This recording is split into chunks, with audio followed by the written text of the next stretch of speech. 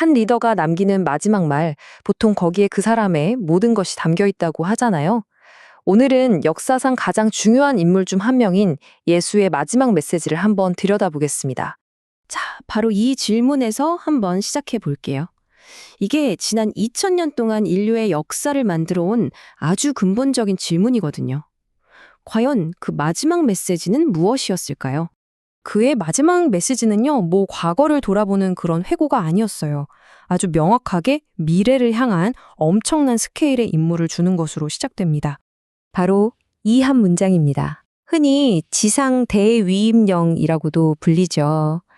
이게 중요한 게 특별한 몇몇 사람을 위한 게 아니었다는 거예요. 처음부터 아주 분명하게 전 세계를 향한 지시였던 거죠. 그럼 구체적으로 뭘 하라는 걸까요? 이 인물을 보면요, 그냥 믿어라 이런 추상적인 말이 아니에요.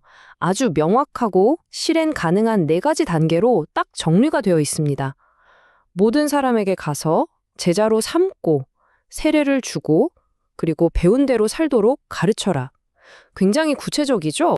그리고 이 엄청난 임무를 주면서 그냥 알아서 해봐가 아니었어요. 분명한 약속을 합니다. 너희가 이 일을 할 때 이런 표적들이 따를 거다. 이건 뭐랄까, 추종자들이 대단해서가 아니라 그들이 혼자 일하는 게 아니라는 걸 보여주는 확실한 증거였던 셈이죠. 그런데 이 임무를 제대로 이해하려면 이 명령을 내리는 사람이 도대체 누구인지 그 정체성을 아는 게 중요했습니다. 그래서 예수는 아주 강력한 비유를 들어서 자신을 설명해요. 자기를 왕이나 장군, 이런 권위적인 존재로 묘사하지 않았어요. 대신 목자라고 했습니다. 목자는 어떤 이미지인가요? 양들을 지키고 돌보고 또 개인적으로 책임을 지는 그런 존재잖아요. 그리고 이 목자라는 개념을 더 분명하게 하려고 아주 극명한 대비를 보여줍니다. 바로 선한 목자와 삭군의 차이예요. 한쪽은 끝까지 책임을 지는 리더, 다른 한쪽은 그냥 돈 받고 일하는 개혁직 같은 거죠. 이걸 현대적으로 해석하면 더 흥미로워요. 선한 목자는 사람을 보호하는 책임감 있는 리더십이라면 싹군은 이익을 우선시하는 비인격적인 시스템에 가깝습니다. 그리고 늑대는 우리를 분열시키고 두렵게 만드는 이 비인간적인 환경 그 자체고요. 이건 단순히 사람 대 사람의 문제가 아니라 리더십과 시스템의 충돌로 볼 수 있는 거죠. 여기서 진짜 중요한 포인트가 나옵니다. 삭군이 꼭 악한 사람이라는 뜻이 아니에요. 오히려 그건 제 담당 아닌데요? 라고 말하게 만드는 그런 시스템, 그런 태도를 말하는 겁니다. 그러니까 이건 선과 악의 대결이라기보다는 책임을 지느냐, 회피하느냐의 문제인 거죠. 자, 생각해보세요. 전 세계를 상대로 임무를 수행해야 하고 세상은 위험으로 가득 차 있어요. 당연히 두렵지 않겠어요? 그래서 마지막 메시지에는 아주 중요한 약속이 포함되어 있었습니다. 절대로 깨지지 않을 지지에 대한 약속이요. 첫 번째 약속은 바로 이겁니다. 항상 함께 있겠다. 어떤 상황이 닥치든 세상 끝나는 날까지 변치 않고 곁에 있겠다는 엄청난 위로와 힘을 주는 약속이죠. 두 번째 약속은 여기서 한 걸음 더 나아갑니다. 그냥 옆에 있어주는 걸 넘어서 궁극적인 안전과 소속감을 보장하는 거예요. 아무도 내 손에서 너희를 빼앗을 수 없다. 이건 절대적인 보호에 대한 선언이죠. 그런데 여기서 우리가 오해하면 안 되는 게 있어요. 이 약속이 앞으로 너희는 절대 실패하지 않을 거야. 라거나 힘든 일은 하나도 없을 거야. 라는 뜻은 아니라는 겁니다.